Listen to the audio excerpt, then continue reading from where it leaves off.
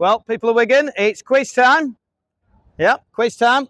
Let's see whether you can spot who said these famous last words. That's right, we've got 1, 2, 3, 4, 5, 6 different celebrities, 7 actual different phrases that were their last words before leaving planet Earth. Let's see if you can match them up.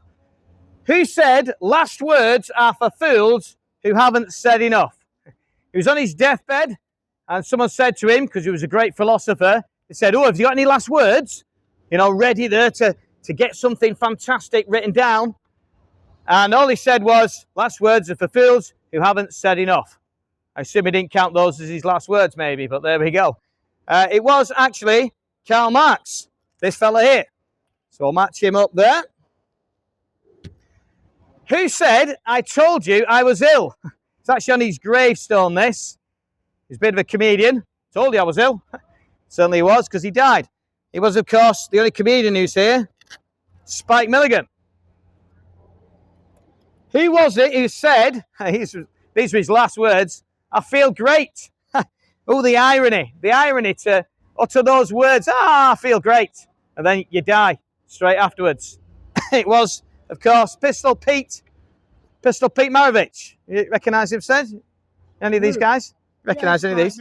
Yeah, he said, "I told you I was ill." That's right. Yeah. Do you remember that? Yeah. It's on his gravestone, isn't it? I bet you don't know about this guy, though. Pistol Pete Maravich. Well, I wouldn't. That's American. He's a basketball player. Yeah, but he said, his last words were, he collapsed on the basketball court, and he said, "You all right?" And he went, "I feel great." You know, the irony of it is that he actually probably did feel great because he was passing into eternity and he was going straight to heaven. Because one thing about Pistol Pete Maravich, unlike any of the other guys here, is that he was actually a Christian. When we're dead, we're dead. We're not dead. That's not it. Well, someone came back from the grave, sir. Who? Jesus. Jesus came back from the grave. Superstitious drivel.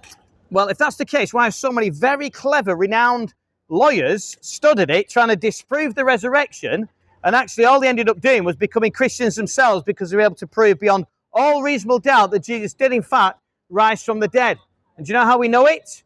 We know it because of the disciples all went to their deaths when they were told, "Stop preaching the resurrection and we're going to kill you." They carried on preaching the resurrection and they were killed. Why? Because they'd seen Jesus risen from the dead. Nobody would die for what they know to be a lie if they've stolen his body.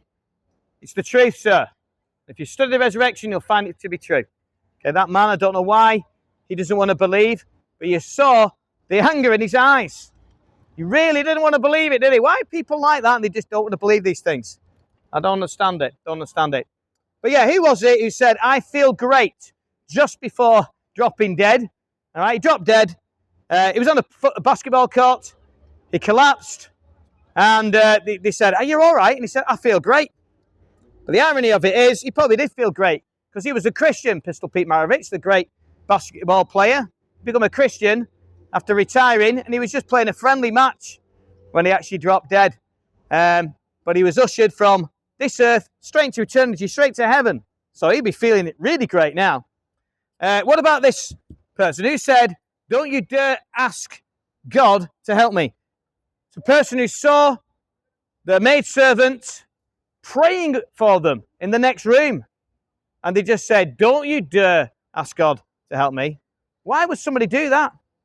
Only someone who's lived their whole life in complete ignorance of God, and even in their last moments, through pride, couldn't even turn to him. Crazy, isn't it? It was actually the famous actress Joan Crawford. Who said this, though? "Why should I talk to you?" A priest came to him on his deathbed. "Why should I talk to you? I've just been talking to your boss." It was this fella, Wilson Mizner. Wilson Mizner. All right, he's a bit of a comedian and a playwright. And he famously said, "Be nice to people on the way up because you'll meet the same people on the way down." Talking about the career ladder. But yeah, it's interesting, isn't it, how we always put great faith and reliance in priests when we can go straight to God ourselves. Wilson Mizner kind of realised that, didn't he? By just praying straight to God and bypassing the priest. Something we can all do. Who said this one? "I've offended God and mankind because my work did not reach the quality it should have." Whose famous last words was that? It was actually this fella. Anybody recognise him? Vincent van Gogh. Now, if all the things that he accomplished in his life, and yet he said that, then there's no hope for the rest of us, is there? Look what he said again. I've offended God and mankind because my work did not reach the quality it should have. Well, shall I tell you who did succeed in life? Whose work was accepted and did not offend God and did reach the quality that it should have? Whose life was absolutely perfect, in fact. It's the person whose famous last words were this. Whose famous last words were, "It is finished." Anybody know? It was, of course, Jesus Christ. Jesus Christ on the cross uttered those words, "It is finished." What was finished?